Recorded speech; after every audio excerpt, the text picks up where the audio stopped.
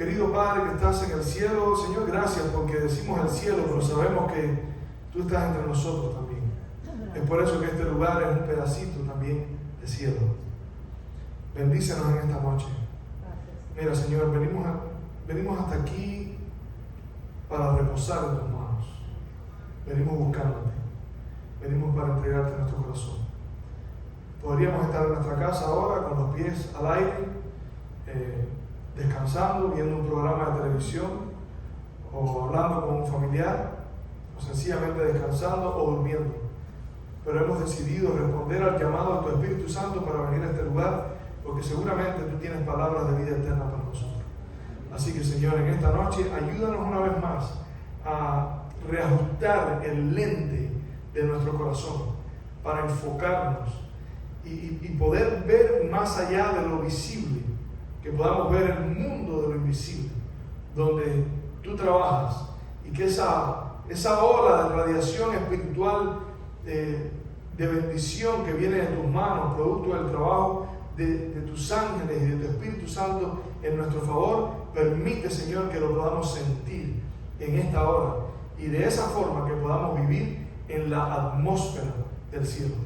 Gracias, Padre. Nos ponemos en tus manos, porque son las mejores manos, en el nombre y por los méritos de Jesús. Amén. Puestos en pie, quiero invitarles por favor a buscar Génesis capítulo 22. Génesis capítulo 22, versículo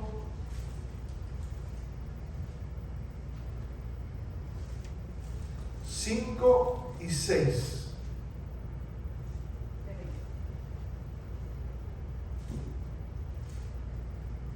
Vamos a leer del 5, sí, 1, 2. Del 5 al 8, ok. Dice allí: entonces dijo Abraham a sus siervos: esperad aquí con el asno, y yo y el muchacho iremos hasta allí, y adoraremos, y volveremos a vosotros. Y tomó Abraham la leña del holocausto, y la puso sobre Isaac su hijo. Y él tomó en su mano el fuego, el padre tomó en su mano el fuego y el cuchillo, y fueron ambos juntos. Entonces habló Isaac a Abraham su padre y dijo: Padre mío. Y él respondió: heme aquí, hijo mío.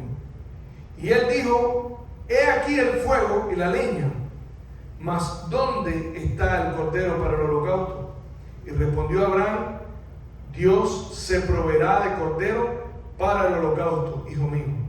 E iban juntos. Dios bendiga su palabra. Esta, pueden sentarse, gracias. Esta es una de las historias más significativas, no solamente de la historia de la Biblia, sino de la historia de la humanidad. Esta es una de las historias que más ha impactado las tres religiones más grandes del mundo: el cristianismo, el judaísmo y el islam. De hecho, estas son las religiones que se llaman religiones abrahámicas, porque las tres descienden de Abraham. Sin embargo, solamente una de esas tres religiones hasta el día de hoy ha recibido un impacto mucho mayor que las otras dos, y esa religión es el cristianismo. La razón por la que el cristianismo ve en esta historia uno de los fundamentos de su creencia es porque aquí se cuenta la historia de un padre que, descorazonado, está a punto de sacrificar a su hijo en obediencia a Dios. Y las personas preguntan: ¿cómo pudo Dios haberle pedido a Abraham que sacrificara a su hijo? Y de eso está lleno la Escritura, de cosas que a veces no podemos entender. Pero ¿sabes? No las podemos entender si las miramos de forma superficial. Pero cuando vamos a la Escritura y estudiamos el contexto, ¿ustedes saben lo que es contexto? ¿Cuántos saben lo que es contexto? Por si alguien no lo sabe, el contexto es lo que está antes y después de un texto. El contexto es lo que está antes, después y por ende en torno a una historia. O sea, ¿cuál es el contexto bíblico de esta historia y por qué tiene tanto significado para el cristianismo? Yo le estaba diciendo esta semana a alguien, yo no recuerdo quién fue, pero le estaba diciendo es impresionante cuando usted estudia las Escrituras cómo todo tiene un sentido que termina finalmente en la cruz. ¿Necesito cambiar esto? ¿No? No se oye igual. Lo oigo. ¿Se oye mejor ahora? Ok. Entonces, cuando nosotros estudiamos la Biblia a profundidad, nos damos cuenta desde el Génesis hasta el Apocalipsis, que es la historia del Salvador del mundo. Y esa es la diferencia entre el cristianismo y las demás religiones. Las demás religiones se quedaron en la historia de Abraham como padre. Se quedaron en la historia de Isaac y de Jacob y de sus descendientes como la historia de un pueblo que Dios llamó para tener un rol importante. Pero para el cristianismo, esta historia representa la profecía de cómo el padre iba a estar dispuesto a sacrificar a su hijo. ¿Qué sentido tiene que un padre sacrifique a un hijo? No tiene sentido. Pero sin embargo, aquí la historia muestra que Dios, miren esto, y esto es lo que no pueden explicar estas religiones. El Dios eterno, el Dios inteligente, pero también el Dios compasivo, le pide, aparentemente sin propósito alguno, que vaya más allá de su propia historia, a Abraham, que era el hombre que Dios había llamado a salir de Babilonia. Quiere decir, Dios lo llamó con un propósito para formar a una nación, pero esa nación, el fundamento de esa nación, estaba en el hijo que Dios le había prometido a Abraham, Isaac. Cuando Abraham no podía tener hijos, Dios le dijo: en tu simiente serán benditas todas las gentes de la tierra. ¿De qué forma? ¿De qué forma podía impactar la vida del hijo de Abraham a todas las naciones? Si Dios llamó a ese pueblo solamente, a Abraham, para tener un pueblo, solamente para jugar un rol importante, para ser una nación que gobernara el mundo, ¿qué sentido tiene que Dios le diga en tu simiente? Quiere decir, en el hijo que te voy a dar serán benditas todas las naciones de la tierra. Todos los hombres van a ser bendecidos. Yo quiero invitarles a buscar ahí en Génesis. Vamos a leer a partir del versículo 1 hasta el 2. Dice: aconteció después de estas cosas que probó Dios a Abraham y le dijo a Abraham, y él respondió: heme aquí. Déjame hacerte una pregunta. ¿Qué sentido tiene que Dios pruebe a Abraham de esa forma? ¿No será que Dios tenía otra intención que simplemente saber si Abraham le iba a ser fiel o no? Porque déjame decirle, Abraham era fiel a Dios, pero Dios sabía si Abraham iba o no a sacrificar a su hijo. ¿Para quién estaba Dios pidiéndole a Abraham ese sacrificio? David le dice: aconteció después de estas cosas que probó Dios a Abraham. La razón por la que Dios prueba a Abraham es porque Dios tenía un mensaje que dar a través de esa historia.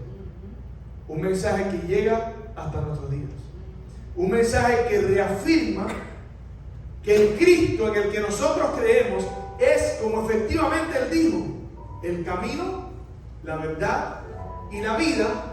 Nadie viene al Padre, dice Jesús, sino por mí. Por eso, en el capítulo 22, ahí mismo en el versículo 2, dice: Dios le dijo: toma ahora a tu hijo, tu único, Isaac, a quien amas, y vete a monte de Moria y ofrécelo allí en holocausto sobre uno de los montes que yo te diré. Sobre uno de los montes que yo te diré. Miren, en ese solo versículo hay 3 declaraciones súper importantes. Yo sé que ustedes saben que Cristo murió por nosotros, ¿no verdad? Yo sé que ustedes saben que en Cristo Dios estaba pagando nuestros pecados, ¿no verdad? Yo sé que ustedes saben que Dios y el Hijo, que el Padre y el Hijo se amaban. Porque dice, yo he guardado los mandamientos de mi Padre y permanezco en su amor. Así me ama el Padre, dice. Si el Padre y yo uno somos, el amor que hay entre nosotros, así es el amor que yo quiero que ustedes tengan. Dice, Dios es amor. El que no ama no conoce a Dios, porque Dios es amor. Quiere decir, está de más decir que el Padre y el Hijo se amaban. Está de más decir que Cristo murió por nosotros.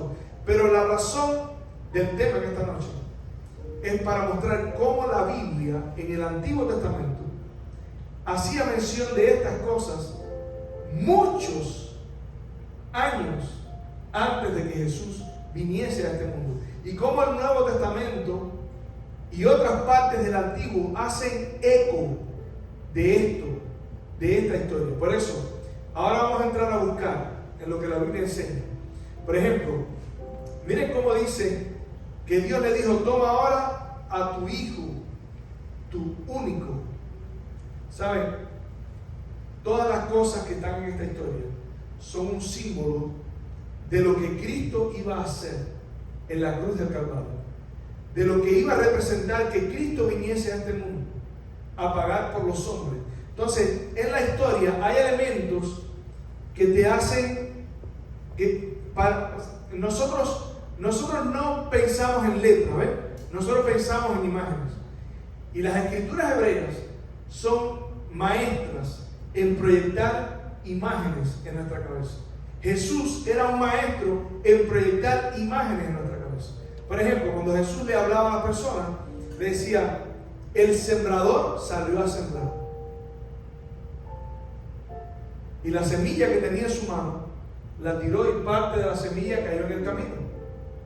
Y otra parte de la semilla cayó entre espinas. Y otra parte de la semilla cayó entre las piedras. Y otra parte de la semilla cayó en tierra buena. Jesús pudo haber dicho, tú tienes una decisión que tomar. O esta noche tú tienes una decisión que tomar. Y es la decisión de qué respuesta vas a dar al llamado de Dios. Dios te está llamando. La semilla del Evangelio, el Evangelio es la semilla. Dios te está llamando. ¿Qué vas a responder? En dependencia de lo que tú respondas, así va a ser tu corazón. Un corazón duro, como el camino. Un corazón que está temeroso cuando vienen las pruebas, no puede soportar. Un corazón que está afanado, o un corazón que está limpio y está dispuesto a recibir para que la semilla caiga. Un corazón sensible. Jesús pudo haber dicho eso, era más fácil aparentemente, pero Jesús proyectó imágenes de las cosas que ellos entendían. Cuando Jesús dijo, el sembrador salió a sembrar, ellos inmediatamente comprendieron. Sabían de qué Jesús estaba hablando, porque Jesús proyectó las imágenes de las cosas que ellos hacían diariamente. Por eso es que Jesús se comparó a sí mismo con un pastor que va y busca la oveja perdida, porque ellos sabían, ellos muchas veces habían tenido que ir y dejar las 99 para ir a buscar a una oveja que se había perdido. Entonces, el sentimiento de un pastor era una buena referencia para decirle a ellos más o menos cómo era el sentimiento de Dios por sus hijos.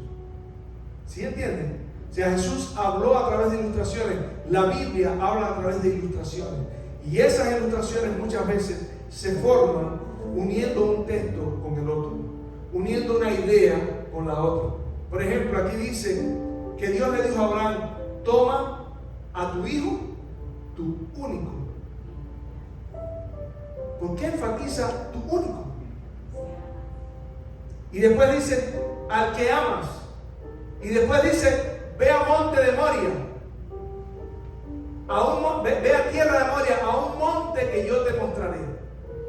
Yo quiero enseñarte esas 3 frases, algo de lo que representa quiero invitarles a buscar Juan capítulo 3, versículo 16. Juan capítulo 3, versículo 16. ¿Cuántos conocen ese texto? Algunos dicen, no, yo no me sé ningún texto de memoria. Claro que sí. Juan capítulo 3, versículo 16. ¿Quién no se sabe ese texto de memoria? Porque de tal manera amó Dios a su Hijo, que ha dado, ¿qué cosa? Que ha dado a su único Hijo, para que todo aquel que en él cree no se pierda, sino que tenga vida eterna. ¿Se dan cuenta de la ilustración? ¿Qué representaba lo que Abraham estaba haciendo? Abraham estaba haciendo un símbolo de lo que Dios iba a hacer, que estuvo dispuesto a sacrificar a su único hijo para que el mundo fuera salvo. No tenía ningún sentido que Abraham sacrificase a su hijo. La única razón por la que Dios le pidió eso a Abraham fue para mostrar que, como hablamos la semana pasada, un día Dios iba a sustituir a el hombre por su hijo. El hijo tuvo que venir al mundo a pagar, pero dice la Biblia que era su único. ¿Sí entienden la relación? Abraham dice, Dios le dice a Abraham, sacrifícame a tu hijo, coma, tu único. ¿Y saben qué dice el Espíritu de Profecía con respecto a esto? Dice que cuando esto sucedió, los ángeles todavía no entendían lo que significaba el plan de la redención. Esto no fue solamente para la humanidad. Esto que Abraham hizo, Dios se lo pidió para mostrar a los ángeles lo que iba a significar que el Padre iba a estar dispuesto a entregar a su hijo. Imagínense la expectativa cuando Abraham iba subiendo el monte, porque Dios apareció a Abraham y le dijo, sacrifícame a tu hijo. Dios pudo haber pedido otra cosa, pero pidió algo que estaba aparentemente en contra de uno de los mandamientos. ¿Cómo sabía Abraham que esa voz que le habló era la voz de Dios? Porque estaba en contra de los mandamientos. Abraham conocía esa voz muy bien. Esa misma voz fue la voz que le dijo, sal de tu tierra y de tu parentela a la tierra que yo te mostraré. Y dice el libro de Hebreos que él confió tanto en Dios, él tenía la certeza de que Dios iba a ser fiel a la promesa. Él estaba tan convencido de lo que representaba a su hijo. Su hijo representaba el medio por el cual Dios iba a enviar al mundo un Salvador. Y Abraham sabía que el mundo estaba esperando un Salvador. Por eso cuando Dios le dijo a Abraham, sacrifícame a tu hijo, por eso es que la Biblia dice que creyó a Dios y le fue contado por justicia, porque él, dice el libro de Hebreos, que estuvo dispuesto a creer que aun si él sacrificaba a su hijo, Dios lo iba a resucitar. Porque Dios había prometido que de su hijo iba a nacer el Salvador del mundo. Estas son las cosas que están en juego. Detrás de todo esto está el plan de la redención. Impresionante. Por eso es que es importante contemplar estas cosas. Yo le estaba diciendo a Sergito hoy cuando venía hablando que es una pena tomar esto así 15, 20 minutos. Vamos a hablar del plan de la redención. 15, y Sergito me decía, bueno, pero tiene muchos miércoles. La eternidad. Dice el Espíritu de Profecía que la eternidad no nos alcanzará para continuar comprendiendo el plan de la redención. Por eso, yo te quiero decir, saca tiempo para contemplar estas cosas. Aprovecha esta oportunidad, porque esta es una oportunidad única. La historia de la redención es la verdad más grande que tú necesitas conocer. Lo que Dios hizo por ti, lo que Cristo hizo por ti. Y la Biblia dice que la fe viene por el oír y el oír de la palabra de Dios.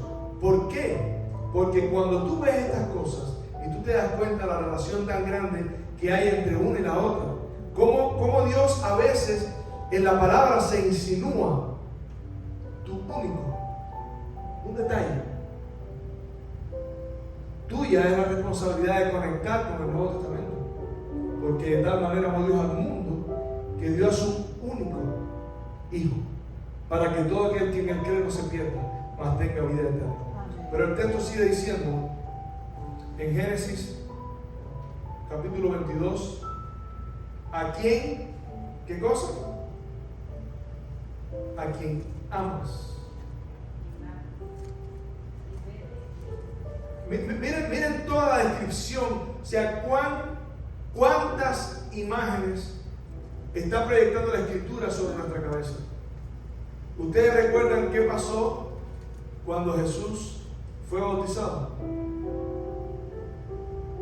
Aquí dice: Abraham, toma a tu hijo, al único, a quien amas, y llévalo al monte y sacrifícalo. Marcos capítulo 1, versículo 11, dice que Jesús ascendió del agua. Y cuando ascendió del agua, se escuchó una voz que decía, ¿qué cosa? Este es mi hijo amado. Este es el hijo a quien amo. De hecho, Jesús dice, por eso me ama el Padre, porque yo pongo mi vida para volverla a tomar. Tanto, dice, el Padre me ama, pero me ama tanto más, porque yo pongo mi vida, porque yo creé un medio para poder salvar a la raza. O sea, yo me ofrecí voluntariamente para salvar a la raza. Quiere decir, a través de Cristo, ahora Cristo es, Dios es justo, dice Romano, pero es también quien justifica al que es de la fe de Jesús. Señores, tenemos una puerta abierta. Todas las promesas, dice el apóstol Pedro, que todas las promesas son para nosotros. Tenemos preciosísimas y grandísimas promesas. Cristo murió por nosotros. Tú no debes nada. ¿Sabes? A veces, ¿por qué no podemos apreciar estas cosas?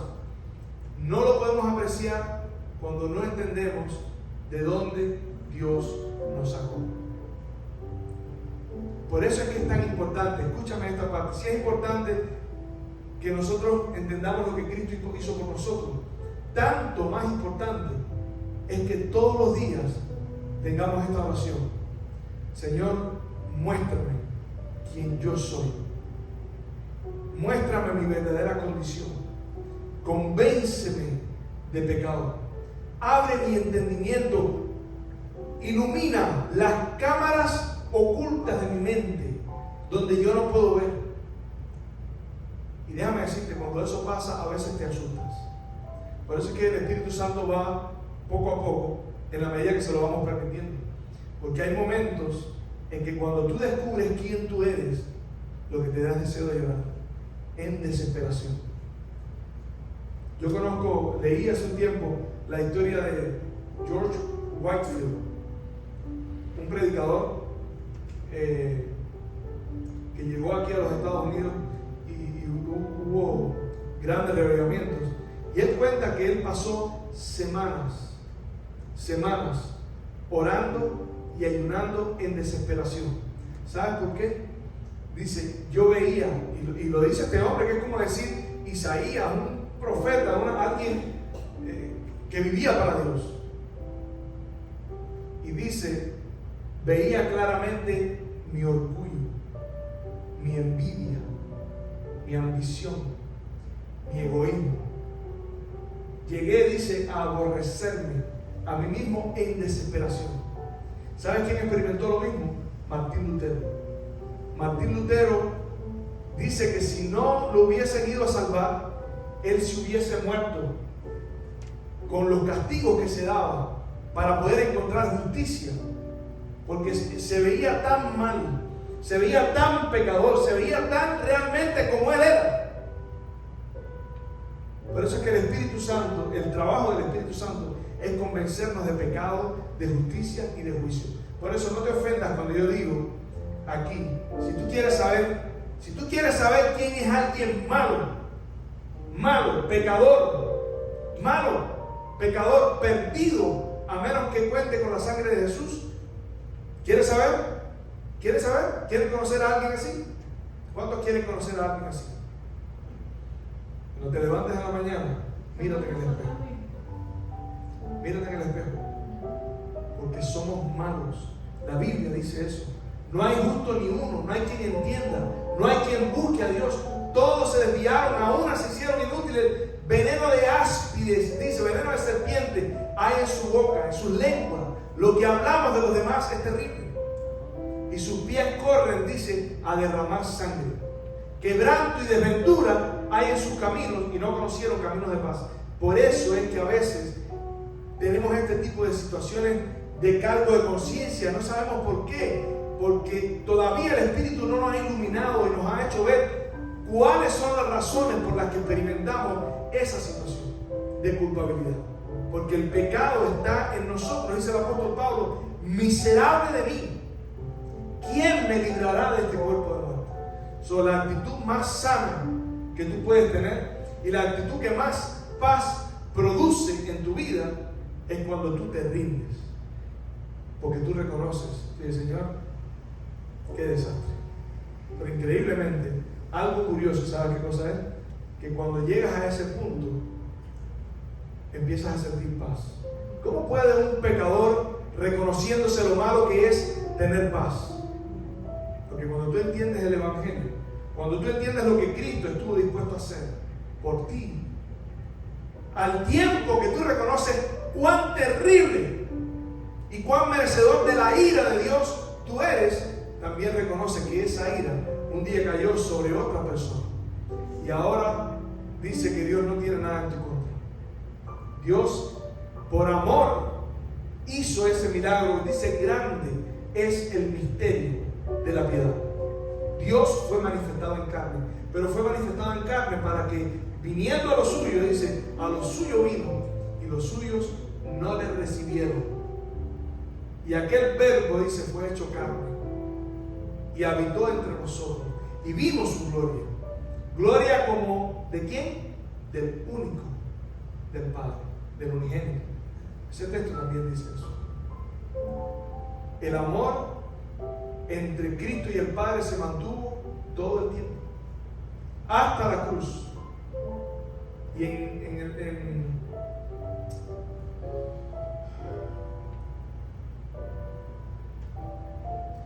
hay un texto que dice, lo tengo por aquí, pero ahora entre tantas cosas no lo vi, pero dice: no me ha dejado solo el Padre.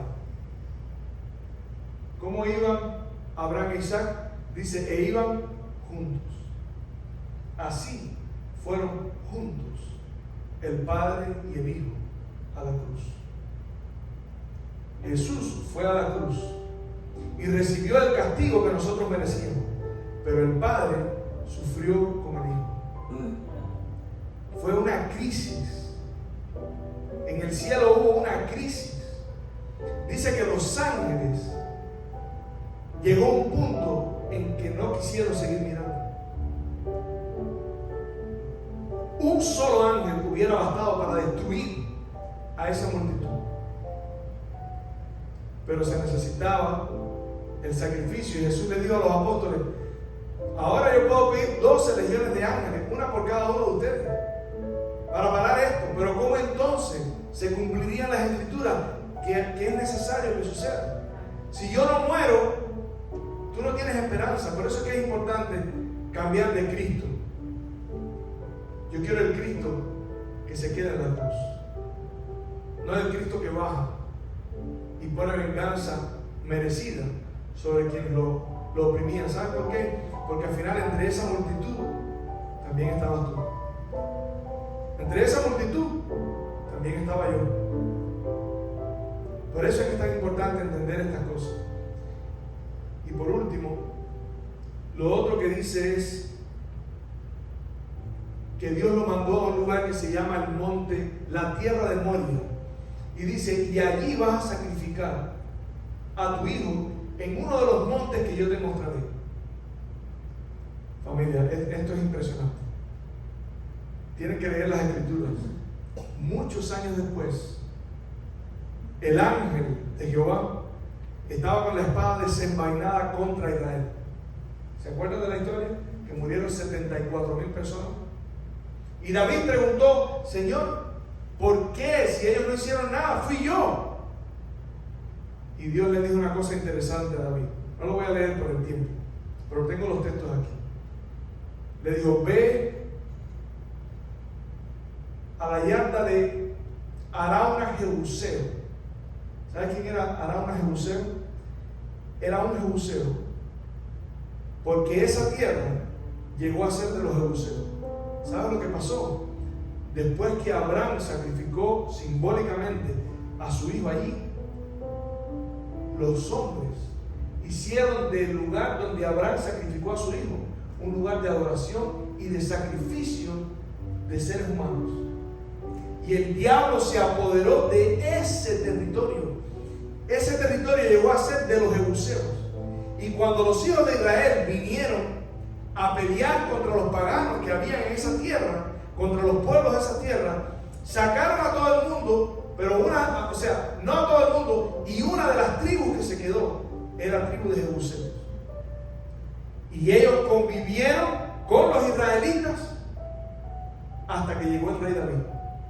Y Dios le dijo a David, tienes que entrar ahí. ¿Sabes por qué? Porque ahí es donde voy a construir el templo, donde se va a sacrificar el cordero. Y Dios dio instrucciones, después que sacó David a los jebuseos. Dios, mira lo que dice, quiero invitarles a buscar Primera de Crónicas, capítulo 22, versículo 1. Vamos a buscar Primera de Crónicas, capítulo 21, versículo 18. Primera de Crónicas 21, 18.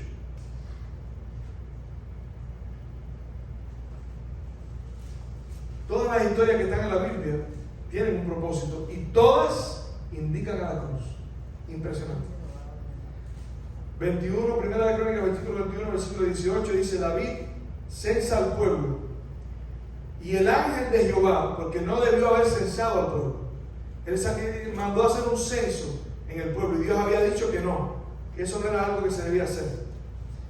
Y Dios censó al pueblo, y en el versículo 18 dice: y el ángel de Jehová ordenó a Gad, el profeta, que dijera a David que subiese y construyese un altar a Jehová en la era de Ornán Jebuseo.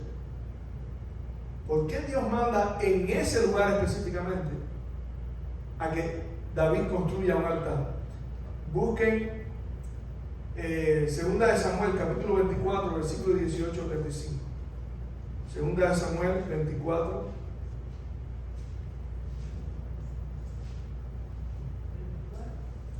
Segunda de Samuel 24, 18 al 25. Hablando sobre el mismo evento.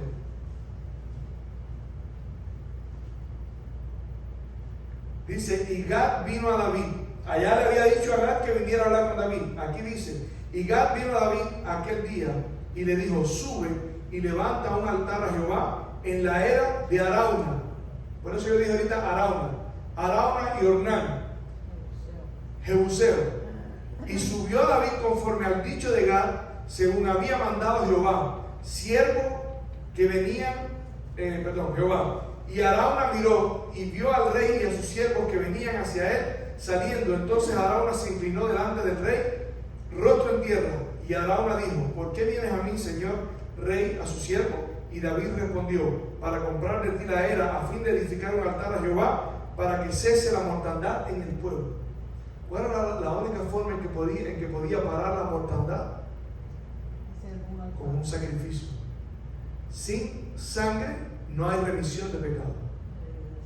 No quiero que pierdan el hilo. Ese lugar que años después David le está comprando a Arauna fue el lugar donde Abraham sacrificó a su hijo. Y Dios le está diciendo: compra la era y haz el sacrificio ahí, levanta un altar ahí. Y después que hizo el altar, busquen Primera de Crónicas, capítulo 22. Primera de Crónicas, capítulo 22, versículo 1.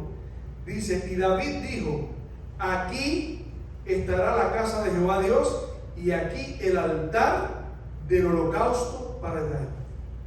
Dígame si es impresionante. cómo Dios lo guió y le dijo: lo que vas a hacer al construir el templo, no te desenfoques, es un símbolo de lo que pasó allá con Abraham, que en realidad era el mismo lugar donde David iba a hacer eso. ¿Y saben qué? Jesús murió por nosotros. Cuando la Biblia dice que Salomón construyó el templo, dice que lo construyó en el monte, en uno de los montes de Moria, de la tierra de Moria. En ese mismo lugar Salomón construyó el templo, y ahí era donde se hacía el sacrificio de la mañana y el sacrificio de la tarde. Era un sacrificio continuo. A las 9 no se podía apagar ese sacrificio. El fuego que había encendido ese sacrificio era fuego de Dios y no se podía apagar. Por eso los hijos de Aarón fueron fulminados, porque tomaron fuego extraño y lo metieron ahí. ¿Sí conocen la historia, no? La historia, esos eran los hijos del sacerdote, vinieron borrachos y metieron un fuego que ellos encendieron y pusieron. Pero ese fuego era un fuego que había encendido Dios mismo, no se podía apagar. Entonces el sacrificio de la mañana a las 9 de la mañana y el sacrificio de las 3 de la tarde lo mantenían encendido. ¿Saben lo que eso significa? Sacrificio de las 9, sacrificio de las 3, las 9 era la hora tercera y las 12 era la hora sexta. Ellos contaban las horas diferentes. Las 6 de la mañana para ellos es la 1, las 7, las 2 y así. Las 9 de la mañana era la hora tercera. La Biblia dice que Jesús fue subido a la cruz a la hora tercera. Y la Biblia dice que Jesús murió a la hora novena, a las 3 de la tarde. El tiempo de vida de Jesús, desde que subió a la cruz hasta que murió, a las 3 de la tarde. ¿Y saben qué pasaba ese día a las 3 de la tarde? Se celebraba la Pascua. Quiere decir, coincidió a las 3 de la tarde, coincidió el sacrificio de la tarde con la Pascua, el sacrificio de la Pascua. Impresionante. Toda la simbología que señalaba directamente a Jesús. A Jesús. Por eso es que la Biblia dice que la fe viene por el oír, y el oír de la palabra de Dios. ¿Y qué ibas a preguntar? Una pregunta, ¿es todo eso llevado a esta época, a este momento? O sea, el sacrificio que nosotros tenemos que hacer. No, eso no representa el sacrificio que nosotros tenemos que hacer, aunque la Biblia dice que sí, que debemos ser un sacrificio santo para Dios, o sea, un sacrificio limpio, un sacrificio sin mancha.